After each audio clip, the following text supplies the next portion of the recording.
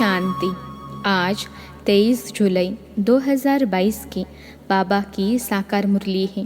मुरली के महावाक्य हैं, मीठे बच्चे, वारिस बनना है तो सदा खबरदारी रखो कि कोई भी काम श्रीमत के विरुद्ध न हो। प्रश्न है, बाप के पास 2 प्रकार के वारिस हैं, कौन से? उत्तर है, एक तो समर्पित बच्चे हैं जो माँ बाप की डायरेक्ट परवरिश ले रहे हैं, लेकिन उनके कर्मों की गुह्य गति है। दूसरे जो घर गृहस्थ में रहते पवित्र और ट्रस्टी हैं, उन्हें संपूर्ण ट्रस्टी बनने में मेहनत ज़रूर लगती है, लेकिन अगर पूरे ट्रस्टी बन जाए, सबसे ममत्व निकल जाए तो पूरे वर्षे के अधिकारी बन सकते हैं। गीत हैं, हमारे तीर्थ न्यारे हैं। ओम शांति। मीठे मीठे बच्चों ने गीत सुना, जिसका अर्थ भी नंबरवार पुरुषार्थ अनुसार बच्चों ने जाना समझा। फिर भी बाबा विस्तार से समझाते हैं, दुनिया में और कोई नहीं जानते। परमपिता परमात्मा जो पतित पावन हैं, उनकी महिमा बहुत है, परंतु उनकी महिमा को कोई यथार्थ रीति से जानते नहीं। वह तो और ही सर्वव्यापी कह देते हैं, फिर गायन भी करते हैं, पतित पावन। वह तो ज़रूर एक होगा ना, जो सबको आकर पावन बनाते हैं, इसलिए उनको सर्वव्यापी कह नहीं सकते, जबकि उनको कहते हैं पतित पावन आओ। यह किसकी बुद्धि में नहीं आता? भारत पावन था, अभी पतित हैं। तुम पावन दुनिया के मालिक थे, अभी पतित दुनिया में हो। जानते हो, हमको बाबा फिर से पावन दुनिया का मालिक बनाते हैं। जो मालिक बनाने वाले थे वही आए हुए हैं। यह है तुम्हारी चैतन्य यात्रा, जिसके यादगार फिर भक्ति मार्ग में वह यात्रा चली आती है। तुम बच्चे जानते हो कि अभी वही पूज्य देवी देवता जो पुजारी बने थे, वही ब्राह्मण बने हैं, फिर 100 देवता बनेंगे। बाप ही बैठ कर्म अकर्म विकर्म की गुह्य गति समझाते हैं। भविष्य नई दुनिया में तुम्हारे कर्म अकर्म होंगे, यथा राजा रानी तथा प्रजा। बाकी सब शांति धाम में थे। यह तो बड़ी सहज बात है कि भारत सुख धाम था, संपूर्ण निर्विकारी थे, जिन्हों का देवी देवता नाम मशहूर हैं, दूसरा कोई नाम नहीं लेते हैं। लक्ष्मी नारायण सूर्यवंशी, फिर राम सीता चंद्रवंशी थे, फिर उन्होंने डिनास्टी कहा जाता है। इतनी और किसकी डिनास्टी नहीं चलती है? कृष्ण की भी थोड़ा समय चलती है। पहले बादशाही नहीं होती है, आधा समय के बाद जब प्रजा वृद्धि को पाती है, तब राजाई चलती है। एडवर्ड जज आदि फिरते रहते हैं, थोड़े थोड़े टाइम में फिर बदलते जाते हैं। यह एक ही डिनास्टी है जो 1250 वर्ष चलती है, इसमें बदली सदली नहीं होती है। सूर्यवंशी चंद्रवंशी डिनास्टी वालों का ही नाम चलता है। समझा जाता है कि भिन्न नाम रूप देश काल होंगे। लंबी चौड़ी डिनास्टी चलती हैं, चेंज नहीं होती हैं। इस समय तुम बच्चों को बाप बैठ अच्छा कर्म करना सिखलाते हैं। तुम बच्चे कभी किसको दुख नहीं दो। यहाँ तुम सब पढ़ने के लिए बैठे हो। अपने अपने घर में भी बहुत रहते हैं, घर में रहते हुए भी वारिस बन सकते हैं। यहाँ जब तक माँ बाप परवरिश करते हैं, उनके कर्मों की गति भी न्यारी है। बाकी जो बाहर रहते हैं, सब कुछ बाबा का समझ ट्रस्टी बनकर रहते हैं, वह भी जैसे वारिस हो गए। हाँ, डिफ़िकल्टी ज़रूर होती हैं। जब सबसे ममत्व टूट जाए और पूरा निश्चय हो, हम सब कुछ उनके अर्पण करते हैं। जीते जी हम उनकी मिल्कियत के ट्रस्टी हैं। ऐसे कोई जीते जी बनते नहीं हैं। जब मरने का समय होता है तब ट्रस्टी बनाकर जाते हैं, यहाँ सरेंडर करते हैं।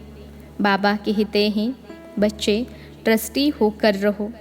यह तो भक्ति मार्ग में भी कहते आए हो। भगवान ने सब कुछ दिया है।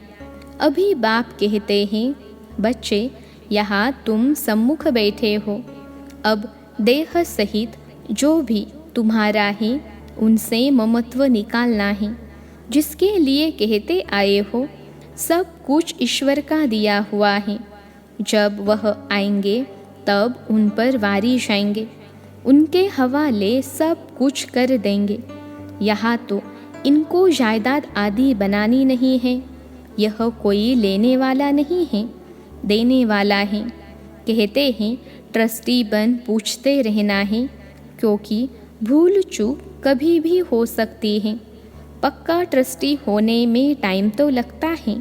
बाबा जानते हैं टाइम लगेगा। ट्रस्टी होने से ही वारिस बनते हैं। यहाँ रहने वाले भी ट्रस्टी बनते हैं। बाबा कहते हैं, मैं रिटर्न में बैकुंठ की बादशाही देता हूँ। तुम्हें दूसरा जन्म अमर लोक में लेना है। ट्रस्टी होकर फिर खबरदार भी रहना है। अक्सर करके गरीब ही निमित्त बनते हैं ऊंच पद पाने, वारिस बनते हैं। कोई फिर पिछाड़ी में चंद्रवंशी में जाकर मालिक बनेंगे। तब तक बड़ों के आगे सर्विस करते रहेंगे। अब भी कई ऐसे हैं जो कभी उन्नति को नहीं पाते हैं। फिर समझा जाता है उनकी तकदीर में शायद कुछ नहीं है। सर्विस करते करते पिछाड़ी में कुछ पद पा लेंगे। सो भी रहेंगे तो निकल गए तो प्रजा में भी कम से कम पद पाएंगे।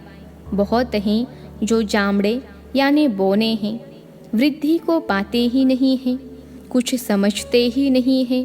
कर्म विकर्म की गति बाप ही समझाते हैं। यहाँ कुछ भी अच्छे कर्म नहीं करते तो विकर्म वृद्धि को पाते जाते हैं। तुम भी कहेंगे यह तो ड्रामा का पार्ट हुआ ना, यह भी चाहिए ज़रूर। जो राजय के अंदर रहते नौकरी आदि करते रहेंगे।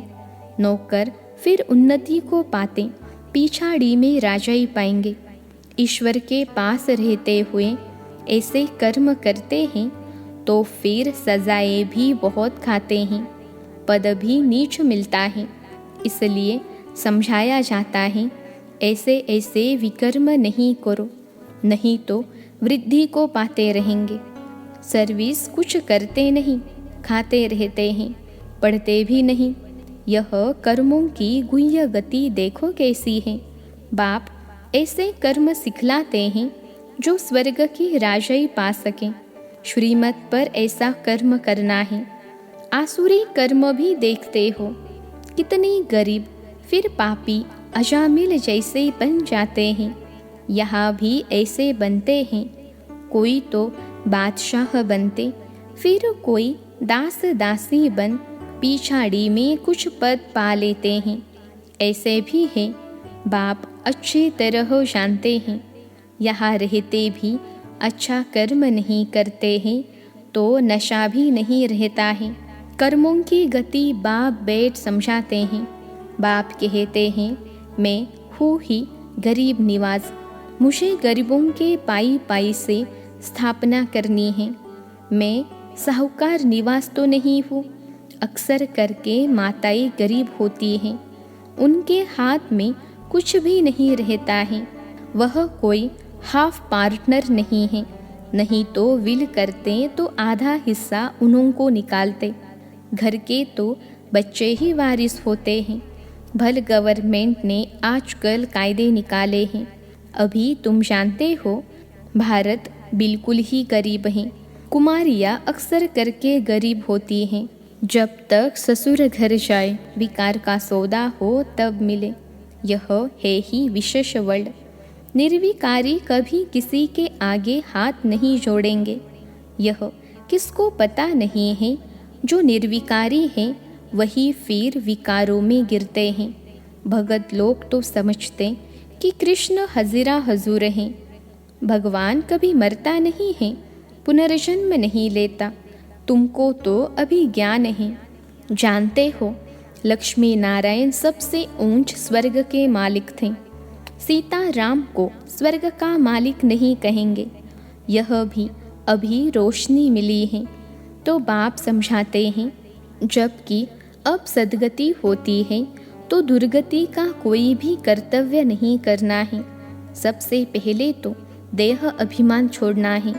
सबसे अच्छा कर्म है एक बाप को याद करना, देही अभिमानी हो रहना, अपनी जांच करते रहना है। कोई विकार तो नहीं आया, लोभ भी नहीं करना है। जबकि सब कुछ ईश्वर का है तो हम लोभ क्यों रखें। हमको जो बाप कहते हैं वह करते हैं। बाप तो हर एक बच्चे की रग अच्छी तरह देखते हैं ना। पोता मेल भी देखते हैं। कोई बहुत गरीब होते हैं तो कुछ न कुछ 15-20 रुपया बचाकर भी देते हैं। अपना भविष्य बनाते हैं। बाप राय भी देते हैं, थोड़ा बहुत फिर अपने बैंक में रखो, 5 दो 10 बैंक में रखो तो श्रीमत मिली ना। पेट को पट्टी बांध कर भी शिव बाबा को देते हैं। शिव बाबा इन द्वारा ही तुम्हारे रहने करने के प्रबंध में लगाते हैं। यह ब्रह्मा बाबा भी शिव बाबा का अकेला बच्चा है। यह इकट्ठा क्यों करेगा, जबकि इसने ही अपना सब कुछ माताओं की सेवा में लगाया है। सब कुछ दे दिया। यह बच्चियाँ फिर 21 जन्मों के लिए वर्षा पाती हैं। तुम जानते हो, हमारे देवी देवताओं का गृहस्थ धर्म पवित्र था। अभी तो पतित बन गए हो। तब बाबा समझाते हैं, यह भी ट्रस्टी हो गया ना। तुम माताओं को ट्रस्टी बना लिया। तुम यह संभालो, ममत्व टूट गया। बाप ने साक्षात्कार करा दिया कि तुम विश्व के मालिक बनते हो। विनाश की तैयारियां भी देख रहे हैं, परंतु यह कोई नहीं समझते कि विनाश कराने वाला कौन है। कोई प्रेरक जरूर है, समझते भी हैं कि विनाश होने वाला है। जरूर भगवान भी होगा, परंतु किस रूप में होगा। कृष्ण कैसे आए। भल कृष्ण का रूप बहुतों को बना देते हैं, परंतु वह तो आर्टिफिशियल हो जाता है। बहुत हैं जो कृष्ण का रूप बनाकर ठगते हैं। कोई का फिर जड़ मूर्ति में भाव बैठ जाता है तो वैसे ही साक्षात्कार हो जाता है और फिर जाकर उनको चटकते हैं, क्योंकि कृष्ण है मोस्ट लवली बालक स्वर्ग का। उनमें कशिश बहुत हैं। बाबा से बहुत भारी वर्षा लेना होता है। बाप बैठ समझाते हैं कर्मों के ऊपर। बाबा से अगर कोई पूछते हैं तो बाबा झट बता सकते हैं। यह कुछ समझते ही नहीं। कर्म ऐसे करते हैं जो विकर्म ही होता है। देह अभिमान बहुत रहता है। भल शिव बाबा कहते रहते हैं, ऐसे तो शिव बाबा के भगत बहुत हैं। काशी में भगत बैठे हैं। उन्होंका यह मंत्र है, शिव काशी विश्वनाथ गंगा। अर्थ कुछ भी नहीं समझते हैं। समझते हैं गंगा इनसे निकली है, इसलिए गंगा के कंठे पर जाकर बैठते हैं। समझते हैं हम वहाँ मुक्त हो जाएंगे। शिव काशी उच्चारते हैं। फिर दिखाते हैं भागीरथ ने गंगा लाई। क्या गंगा द्वारा पतित से पावन हो जाएंगे। पतित पावन को तो पुकारते हैं ना। वह कौन है, कैसे सहज राजयोग सिखाते हैं, यह कोई जानते नहीं। शिव बाबा को कैसे याद किया जाता है, यह भी तुम जानते हो। तुम्हारी है याद की यात्रा।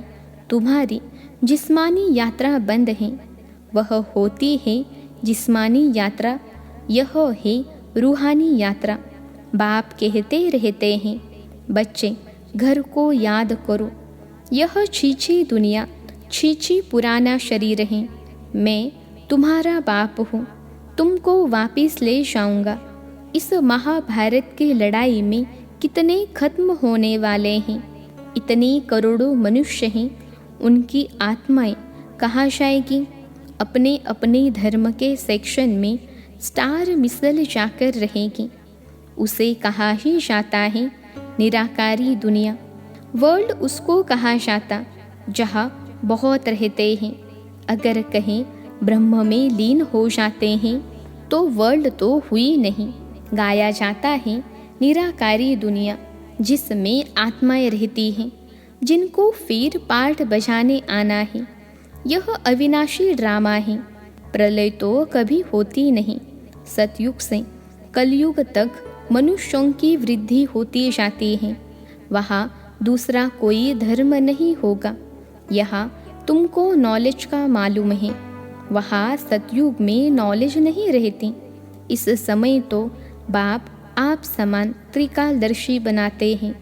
अच्छा, मीठे मीठे सिखलते बच्चों प्रति माता पिता बाप दादा का याद प्यार और गुड मॉर्निंग। रूहानी बाप की रूहानी बच्चों को नमस्ते।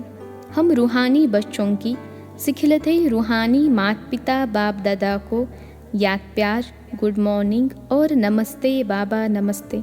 धारणा के लिए मुख्य सार। पहली पॉइंट है, जीते जी देह सहित सबसे ममत्व निकाल ट्रस्टी बनकर रहना है।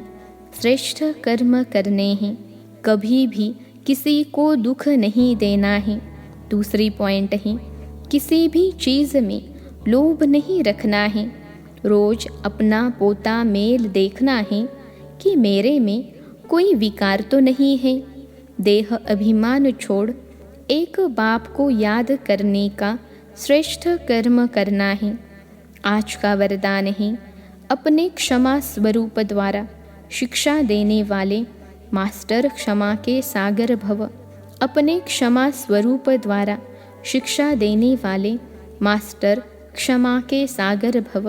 विश्लेषण है, यदि कोई आत्मा आपकी स्थिति को हिलाने की कोशिश करे, अकल्याण की वृत्ति रखें, उसे भी आप अपने कल्याण की वृत्ति से परिवर्तन करो या क्षमा करो।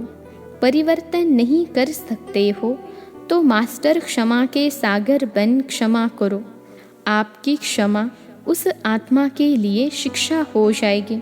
आजकल शिक्षा देने से कोई समझता कोई नहीं, लेकिन क्षमा करना अर्थात शुभ भावना की दुआएं देना, सहयोग देना। आज का स्लोगन है, स्वयं को और सर्व को प्रिय वही लगते हैं जो सदा खुशहाल रहते हैं। स्वयं को और सर्व को प्रिय वही लगते हैं जो सदा खुशहाल रहते हैं। अच्छा, ओम शांति।